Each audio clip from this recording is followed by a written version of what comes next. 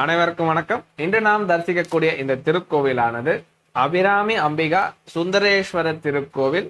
இந்த கோவில பெட்டி காளியம்மன் கோவில் அப்படின்னு அழைப்பாங்க.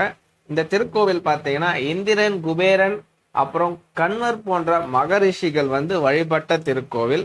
இந்த கோவில் அமைந்திருக்கிற ஊருக்கான புராண பேர் பார்த்தீங்கன்னா திருப்பாடலவனம்.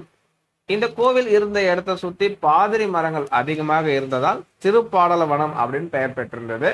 இந்த கோவில்ல பாத்தீங்கன்னா பெட்டி காளியம்மன் சன்னதி ரொம்ப விசேஷமானது. இந்த பெட்டி காளியம்மனுக்கு வாரந்தோறும் வெள்ளிக்கிழமையில ராகு கால வேலையில மட்டும் அந்த பெட்டியை திறந்து அவங்களுக்கு நைவேத்தியம்லாம் செஞ்சு பூஜை பண்றாங்க.